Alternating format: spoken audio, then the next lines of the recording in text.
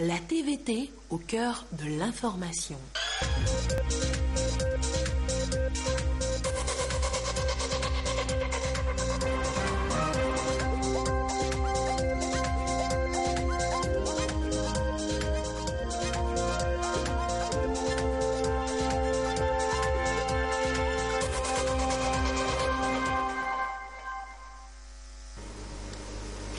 Madame, Monsieur, bonsoir. Merci de nous rejoindre sur la télévision togolaise pour le journal, dont voici les titres. Criminalité transfrontalière, banditisme, terrorisme. Le Togo et le Bénin se mettent ensemble pour relever des défis sécuritaires communs. Mais comment? Les ministres en charge de la sécurité des deux pays et les responsables des services de renseignement se concertent à Lomé depuis ce matin. L'économie togolaise a enregistré de bonnes performances ces dernières années. C'est ce qu'affirment des experts du Fonds monétaire international FMI à la fin d'une mission d'évaluation au Togo. Le rapport a découvert tout de suite dans ce journal. Et puis la filière cotonnière se lance un nouveau défi, celui de produire 200 000 tonnes de coton graine à l'horizon 2022. Un défi énorme qui nécessitera de nouvelles stratégies d'action que définissent les acteurs du secteur à Ataka. C'était là les titres de ce journal, mais avant, sachez que le président de l'Assemblée nationale, Dama Dramani, a reçu en audience ce matin une délégation de la Fédération internationale pour la planification familiale, conduite par Lucien Kouakou. Il est le directeur régional Afrique de la dite fédération. Ils ont évoqué ensemble des sujets de développement de la jeunesse, de développement durable et social et surtout le rôle du Parlement dans ce débat. Nous écoutons M. Kouakou au sorti de l'audience au micro de Ramdan Bassina. Nous venons d'avoir cette audience avec le président de l'Assemblée nationale pour discuter des questions de développement, notamment tout ce qui porte sur le capital humain, le développement portant sur le capital humain, notamment les jeunes. Vous savez qu'en 2017, les chefs d'État africains ont décidé que les deux sommets de l'Union africaine portent sur le dividende démographique. Et nous pensons que le législatif a son mot à dire. Et nous sommes venus justement humblement discuter de cet agenda avec nos partenaires de tous les jours, l'UNFPA et IPPF, pour que l'Assemblée nationale prenne le devant des choses, afin que les chefs d'État, en discutant ces questions-là, puissent mettre l'accent sur le capital humain. Et nous avons appris que son Excellence le chef de l'État a décrété son 3e mandat sur le social. Et nous pensons que c'est déjà prendre le devant des choses. Et c'est donc avec beaucoup de joie que nous avons discuté des choses qui pourraient permettre d'accélérer notre développement. On ne veut pas que l'Afrique soit encore à la traîne par rapport au développement durable, aux objectifs de développement durable. Donc en le faisant dès maintenant, nous impliquons tous les acteurs capables d'influencer les agendas. Donc c'est à ce titre que nous sommes venus et nous avons eu une oreille attentive. Nous sommes en face de quelqu'un qui connaît les questions de développement social et c'est avec plaisir que nous repartons avec un engagement fort de l'Assemblée nationale de soutenir les actions que mène l'association togolaise pour le bien-être familial au Togo, avec le soutien bien sûr de ses partenaires traditionnels, l'UNFPA et bien d'autres partenaires. Cérémonie de passation de commandement ce matin au 2e régiment d'infanterie d'Adi-Dogomé. Le lieutenant-colonel Tchakbera Passou a cédé sa place au lieutenant-colonel Simlewa Asso sous la direction du colonel Sogoyou Pacha, chef d'état-major de l'armée de terre. Le compte rendu avec Kwasiglé et Tchassinambaga.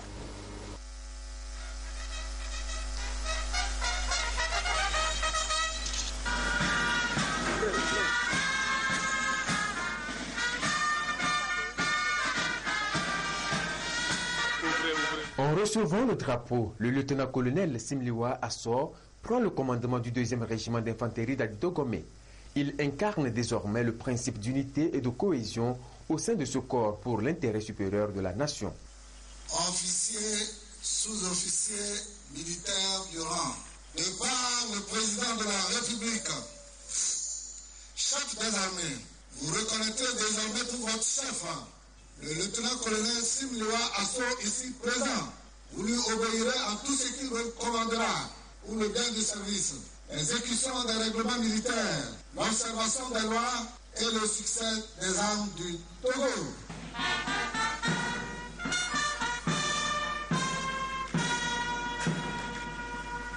L'autre temps fort de cette cérémonie de passation de commandement entre le lieutenant-colonel Simliwa Asso et son prédécesseur, le lieutenant-colonel Tchakebera Passou, est ce défilé qui marque la solennité de l'événement. Le lieutenant-colonel Simliwa Asso est breveté de l'école de guerre de Hambourg en Allemagne en 2015. Avant sa nomination, il était chargé du service général et chef du bureau emploi, organisation et instruction au régiment commando de la garde présidentielle. Sécurité toujours, le Togo et le Bénin unissent leurs forces pour lutter contre la criminalité et les menaces sécuritaires de tout genre. Pour cela, les ministres de la sécurité des deux pays et les responsables en charge des services de renseignement sont en concertation à Lomé. Les précisions avec Komlavi Dagan et Pierre Sesoupo. Le Togo et le Bénin engagés à renforcer la sécurité des citoyens et de leurs biens. Des chefs de service de sécurité des deux pays se sont donné rendez-vous à Lomé pour parler stratégie. Des stratégies afférentes à la sécurité publique, au service d'immigration, au renseignement, à la lutte antidrogue et à la protection civile. La conclusion des échanges servira de jalon pour une coopération efficiente entre les institutions des deux pays en charge de la question. Nous nous sommes aperçus que les délinquants de Bénin résident dans les grands hôtels à Lomé et vice-versa. Les grands délinquants que vous cherchez à Lomé ici sont cachés quelque part à Cotonou. On s'est dit qu'il faut mettre un terme à ça. Après cette réunion, les bandits de toute nature auront l'insomnie. C'est donc un combat commun dont la finalité est de lutter efficacement contre la criminalité sous toutes ses formes et de préserver la quiétude au sein des populations. Nous voulons rassurer nos populations. Nous voulons demander aux malfaiteurs de part et d'autre qu'il n'y aurait plus d'habits, il n'y aurait plus d'asile. Je commets le forfait au Bénin, je viens me reposer à Lomé, ou je commets le forfait à Lomé, je vais me reposer à Cotonou. Vous partez, on vous ramène. Vous commettez ici, venant du Bénin, on vous ramène. De l'autre côté, vous faites la même chose, on vous ramène. Il n'y a que ça pour assurer la quiétude à nos populations. Donc, rassurez-vous, désormais, avec le Bénin, il n'y a plus de frontières entre nos services. La situation sécuritaire dans la sous-région est de plus en plus inquiétante avec l'apparition de nouvelles formes de criminalité en lien avec le développement des techniques de l'information et de la communication. Le mémorandum qui sera issu de cette rencontre devra permettre aux forces de sécurité de mener à bien leur mission dans l'intérêt des deux pays. Économie à présent avec ses bons points pour le Togo. Des experts du FMI, Fonds monétaire international en fin de mission d'évaluation dans notre pays, estiment que l'économie togolaise a enregistré de bonnes performances ces dernières années. Et c'était lors d'un point de presse auquel ont assisté Lucassi et Carmen Madjé à Kakbo. Voici leur reportage. L'économie togolaise va mieux selon une mission du Fonds monétaire international FMI en fin de séjour au Togo. Elle va mieux grâce à un bond réalisé dans deux secteurs d'activité, les investissements publics et l'agriculture. La croissance économique s'établit à 5,3% en 2015 et l'inflation à 1,8%.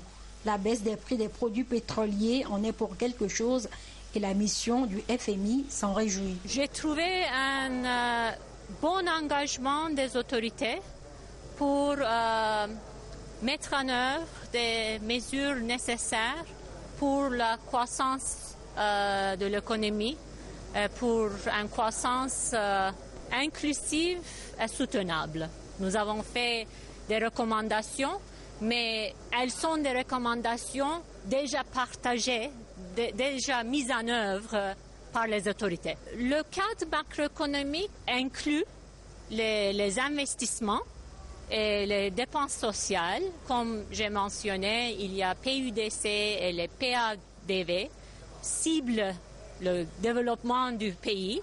Donc le cadrage macroéconomique à moyen terme permet d'avancer le pays. À côté de ces avancées significatives, la dette publique s'est accrue selon le rapport de l'équipe du FMI. Elle est passée de 48,6% du PIB en 2011 à 75,4% en 2015, un taux largement supérieur au plafond de 70% fixé par la Commission de l'UEMOA. La mission du FMI a souhaité que des mesures soient prises par les autorités du pays pour ramener la dette à un niveau viable. Et la Banque ouest-africaine de développement, BOAD, finance, elle, des évaluations d'un autre genre, celle sur l'environnement.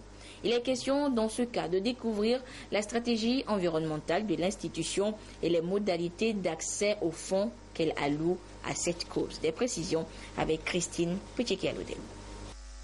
Les modalités d'accès aux ressources de la finance climat ne sont pas souvent très bien connues des acteurs œuvrant dans le domaine. La BOAD veut les accompagner. Elle les forme sur les mécanismes d'accès aux ressources financières, puis sur les normes de sauvegarde sociale et de l'environnement. Nous allons formuler des projets pour le fonds vert. Et nous avons 3 projets au niveau de notre pipeline et le Togo a bien voulu nous choisir encore une fois comme entité. Je pense qu'il était nécessaire de communiquer avec toutes les parties prenantes sur comment accéder à ces ressources. La BOAD s'est dotée d'un ensemble d'outils visant à s'assurer de la prise en charge des dimensions sociales et environnementales dans les projets qui lui sont proposés. Depuis son accréditation aux principaux mécanismes financiers sur l'environnement, le Fonds pour l'adaptation, le Fonds pour l'environnement et le Fonds vert pour le climat, l'institution s'est employée à améliorer ses mécanismes de contrôle, ceci pour s'assurer que ces efforts financiers ne génèrent pas en retour des difficultés qui viendraient mettre en péril le processus de développement des pays. Une cinquantaine de journalistes est à l'école de la mise en œuvre de la norme ITIE 2016. Une session qui leur permettra de s'impliquer activement dans cette mise en œuvre au Togo en attendant la seconde évaluation du pays qui est située en 2017. Les précisions avec Esther Laclé. Le secteur extractif du Togo a été évalué pour la première fois en 2013. Il en ressort que le pays est conforme aux exigences de l'ITIE, Initiative pour la transparence dans les industries extractives. Le Togo s'est particulièrement illustré sur les 51 pays mettant en œuvre l'ITIE et est qualifié de pays modèle. Un titre à préserver en avril 2017, date à laquelle le Togo subira une seconde évaluation. Et pour y arriver, les différentes parties prenantes s'approprient la norme ITIE 2016. Et ce sont les hommes de médias qui ouvrent la voie à cette série de formations. Les journalistes doivent relayer les organes de mise en œuvre sur le terrain. Chaque fois que nous divulguons les informations sur les résultats de la mise en œuvre de l'ITIE, les journalistes doivent prendre ces informations et les propager dans les milieux, à l'intérieur du pays. À partir de là, apporter des suggestions ou bien des contributions pour l'amélioration de la gouvernance du secteur extractif. Passer des rapports aux résultats de la mise en œuvre, c'est le leitmotiv de l'ITIE, une mise en œuvre impossible sans l'implication des parties prenantes. Une cinquantaine de journalistes de médias publics et privés participent donc à cette session de formation et la rencontre est appuyée par la BAD, Banque africaine de développement. Produire 200 000 tonnes de coton graines à l'horizon 2022. Tel est l'objectif que se sont fixés la nouvelle société cotonnière du Togo et ses partenaires. Mais comment y parvenir quand on sait qu'aucune campagne n'a franchi le seuil des 115 000 tonnes? Les différents acteurs y réfléchissent depuis quelques jours à Atakwame. Et sur place, la correspondance de Yves Agbevivi. Parcourir les axes stratégiques et les actions menées et à mener dans l'optique d'atteindre une production de 200 000 tonnes en 2022, voilà une des grandes articulations de la rencontre d'évaluation à mi-parcours de la vision stratégique de la filière cotonnière togolaise, stratégie adoptée en février 2013. 3 ans après, les acteurs constatent une stagnation de la production autour de 80 000 tonnes, d'où cette rencontre d'évaluation des producteurs et techniciens de la filière au niveau national, rencontre tenue à Atakpamé. Après 3 ou 4 grandes campagnes, voyant que cette production ne stagne depuis la création de la NSCT qu'autour de 80 000 tonnes, que tous les acteurs puissent se retrouver pour donc une évaluation de cette vision stratégique. Laquelle évaluation permettra donc de voir qu'est-ce qui est d'abord à l'origine de cette stagnation de la production autour de 80 000 tonnes et quels sont les grands défis à relever pour booster cette production vers les 200 000 tonnes. Nous ne pouvons pas ne pas saisir cette occasion au prime abord pour remercier d'abord le chef de l'État, son Excellence Faure Issoizimna Gnassingbé, qui d'abord nous a fait confiance pour que depuis ce 4 juillet passé, nous puissions avoir la direction générale de cette société. 150 acteurs ont pris part à cette rencontre placée sous le thème pour une accélération de l'évolution de la production à 200 000 tonnes de coton-graines à l'horizon 2022. Plusieurs exposés ont été présentés aux participants à cette évaluation qui a redéfini les stratégies pour l'atteinte des objectifs de la filière. Hors du Togo, le verdict est tombé en Côte d'Ivoire. Sans surprise, la réforme institutionnelle a été approuvée. Les Ivoiriens disent oui à 93% des suffrages exprimés à une 3e république. Une victoire écrasante, mais avec un taux de participation de seulement 42%. Santé maintenant, avec 2 publications qui inquiètent la planète. Le nombre de cancers chez les femmes pourrait exploser d'ici à 2030. Le cancer du sein en particulier pourrait tuer 5,5 millions d'entre elles chaque année dans le monde. Mais pour quelles raisons? Suivez les explications. De 60% du nombre de malades en moins de 20 ans. Plus de 3 500 000 femmes sont mortes d'un cancer en 2012 dans le monde, principalement d'un cancer du sein. Elles pourraient être 2 millions de plus en 2030. Et selon un autre rapport publié par la revue médicale The Lancet, le nombre de cas chez les femmes pourrait même doubler. En cause, l'augmentation de facteurs déjà connus, notamment le recul de l'âge de la maternité, le surpoids ou la sédentarité. Le cancer tue une femme sur 7 dans le monde, principalement dans les pays en développement. Reste aujourd'hui à accroître la prévention, dépistage, lutte contre le tabagisme et vaccination massive limitent considérablement le nombre de victimes. Et puis ce sont les sévices infligés aux femmes dans le Soudan du Sud qui sont au cœur du nouveau rapport onusien qui accable les casques bleus. Les soldats de la paix de la MINUS sont accusés de ne pas avoir protégé les civils lors des violences à Djouba en juillet dernier. La mission des Nations Unies au Soudan du Sud a failli. Le rapport rendu public mardi par l'organisation est sans appel. La MINUS n'a pas répondu de manière efficace aux violences à cause d'un manque de commandement et de préparation au sein des différentes composantes de la mission. L'enquête a aussi mis en lumière le fait que les chaînes de décision et de contrôle étaient inadéquates, les casques bleus faisant preuve, je cite, d'une aversion au risque. Le commandant de la MINUS, le général kényan Johnson Mogoa Kimani Ondieki, a été limogé. Il incarne à lui seul l'échec de cette mission de maintien de la paix. En particulier entre le 8 et le 11 juillet dernier, lorsque des combats meurtriers font rage à Djouba entre les troupes du président Salva Kiir et celles de l'ex-chef rebelle et alors vice-président Riek Machar. Les casques bleus sont alors, selon le rapport onusien, réticents à user de la force pour protéger les civils. Les femmes notamment. Au moins 200 cas de viol ont été recensés pour ce seul mois de juillet à Djouba. Une situation dramatique qu'avait déjà documentée Human Rights Watch en août dernier.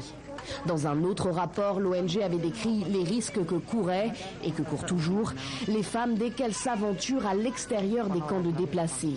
Des camps censés être protégés par les casques bleus et où il n'y a souvent pas grand-chose à manger.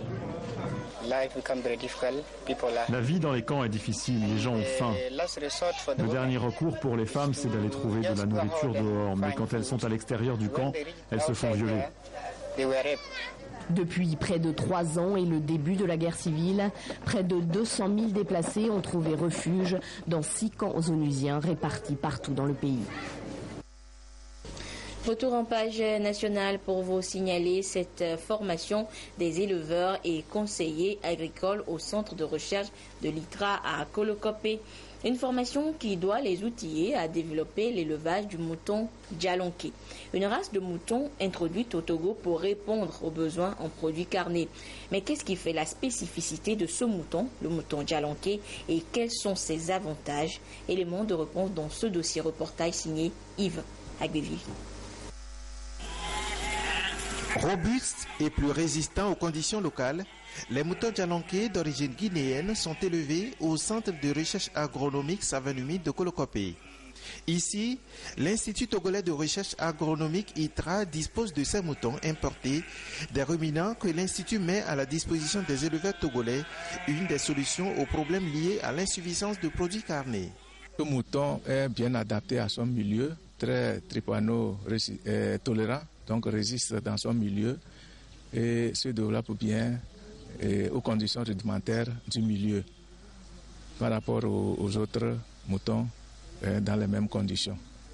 En plus de sa taille et son alimentation simple, le mouton Djalonké dispose d'un cycle de reproduction plus avantageux que le mouton ordinaire.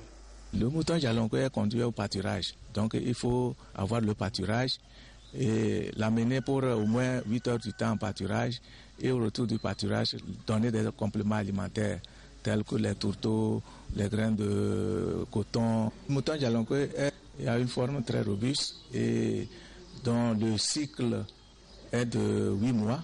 Donc on peut avoir 3 mises bas en 2 ans. Quelqu'un qui voudra peut venir acheter ce mâle-là qui a un bon format, aller mettre dans son troupeau. En vue d'une vulgarisation de l'espèce et durant 3 jours, 39 éleveurs et conseillers agricoles ont été initiés sur les itinéraires techniques, les critères de sélection et la tenue du cahier des bergeries des 10 moutons. L'objectif même du programme national au vin caprin, c'est de fournir les géniteurs aux élevages villageois pour améliorer leur élevage.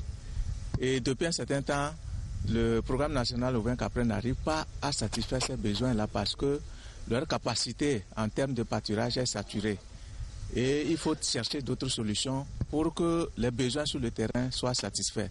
C'est dans ce sens qu'on a pensé à la mise en place d'une base nationale de sélection de géniteurs en ciblant certains producteurs élites qui puissent accompagner le programme national au vin caprin.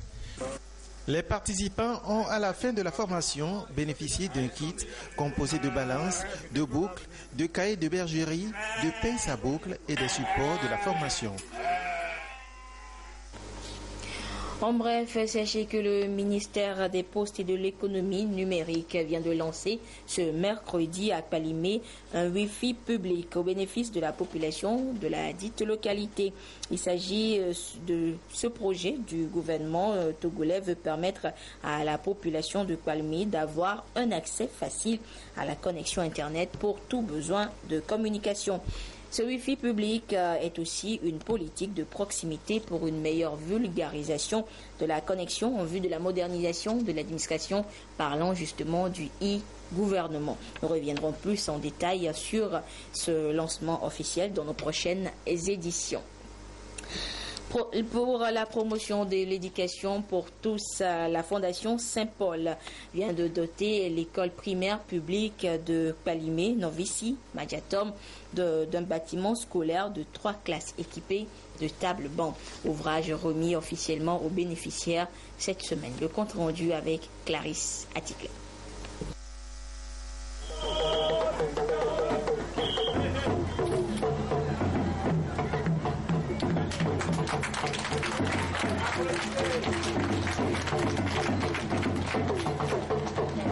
Ce don de bâtiments scolaires de 3 classes équipés de tables-bancs, d'un secrétariat et d'une direction dotée de mobilier de bureau a été précédé de l'ouverture d'une piste de désenclavement et de la réhabilitation d'une route donnant accès à l'école primaire publique Novici Mandiaton de Palimi.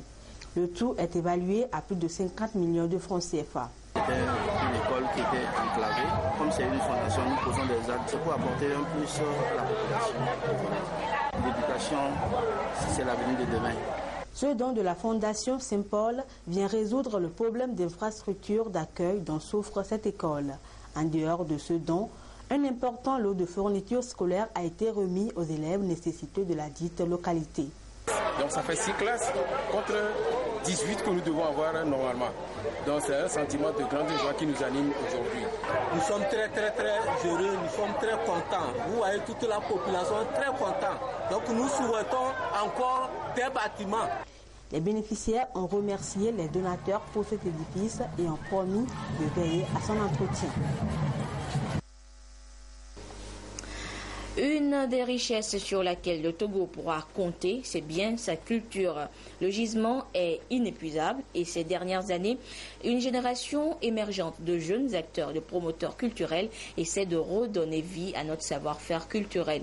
Ils sont nombreux chaque semaine à partir vers les pays d'outre-mer pour des prestations et la production est bien appréciée. Suivez ce dossier réalisé par Adolphe Paca. Un des gisements inépuisables que possède le Togo, c'est bien sa culture.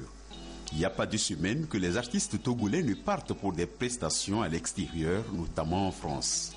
Et cela s'explique facilement parce que la nature des relations historiques entre notre pays et la France explique la situation.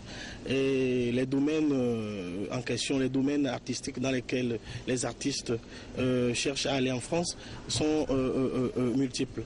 Et le domaine du théâtre, le domaine du conte, le domaine de la fanfare, le domaine de la chorale, le domaine de la musique en général. Et toutes les semaines, nous recevons des dossiers. Le commerce extérieur du Togo est dominé par des produits miniers, à savoir le phosphate et le clinker. Depuis ces 5 dernières années, le Togo veut doper ses exportations en misant sur des produits agricoles. Dans ce secteur, le pays peut valoriser des produits de rente comme le coton, le café et le cacao.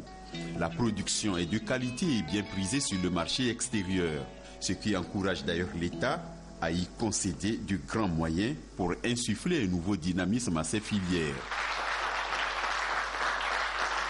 Le Togo, pour s'affirmer au plan international, en l'occurrence dans ses liens historiques avec la France, peut compter sur les productions de l'esprit.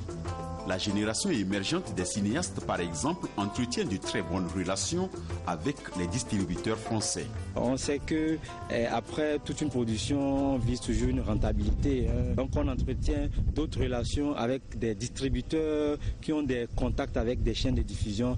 Enfin, donc le distributeur français avec lequel moi je travaille, c'est TIFA. Donc on a été diffusé par notamment TV5 Europe, par Canal+, qui est une chaîne privée commerciale par excellence française. Il y a aussi des festivals, il y a plein de festivals en France qui nous accueillent. La troupe théâtrale Kadam Kadam vient de boucler en fin septembre une tournée de 2 semaines en territoire français. Nous apportons du théâtre, de la musique et de l'art plastique sur le territoire français. Et ces produits sont très bien accueillis. Nous avons déjà joué à Landrecy devant un public de plus de 300 personnes qui ont aimé le spectacle et qui ont émis le souhait de toujours accueillir des spectacles venant du Togo dès que le spectacle est prêt. Et nous avons eu la chance de rencontrer le maire qui a été disponible, qui nous a réitéré son attachement à nous fournir tous les papiers qui nous permettront de faciliter l'obtention du visa pour faire déplacer le produit vers l'Europe.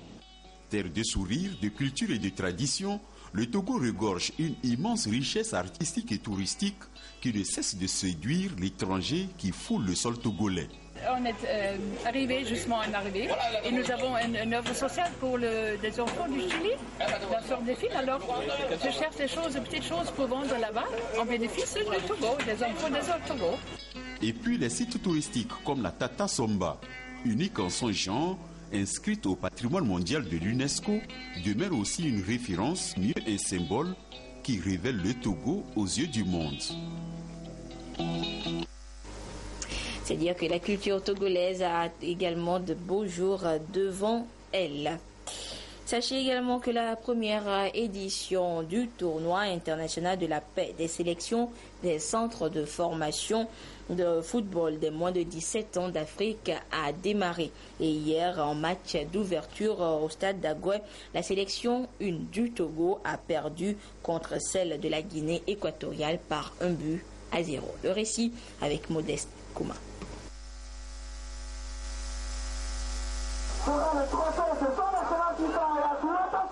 C'est ce but de Honorato Ungere à la 16e minute qui a permis à la sélection équato-guinéenne de battre la formation 1 du Togo dans ce match d'ouverture de 2 x 30 minutes. Un but derrière lequel les Togolais ont couru durant tout le reste du temps sans réussite. Ils ont vendangé beaucoup d'occasions, dont ce penalty. Ce n'est pas l'occasion de baisser les bras. On va se relever. On a encore une chance face au Bénin. On va gagner. Bon, techniquement, on n'était pas vraiment ça. On était un peu physiquement dessus, sur eux. C'est ce qui a fait notre faveur. C'est cet après-midi, mais nous allons essayer encore de travailler encore techniquement. En seconde rencontre, la sélection du Ghana a épinglé l'équipe 1 du Bénin sur le même score d'1-0. 6 équipes venues de 4 pays, le Togo, le Bénin, le Ghana et la Guinée équatoriale, participent à cette première édition du tournoi international de la paix des sélections des centres de formation des moins de 17 ans d'Afrique. Nous avons un objectif assez clair, qui est celui d'aider au développement du football à la base à travers ce tournoi. Le deuxième objectif, n'est-ce pas, c'est un brassage de la jeunesse africaine. La compétition prend fin dimanche prochain où 3 trophées seront remis aux meilleurs. Et samedi prochain sera le premier samedi du mois de novembre. Et à cet effet, le gouvernement informe la population togolaise que l'opération Togo Propre aura lieu de 6h à 8h sur l'ensemble du territoire national.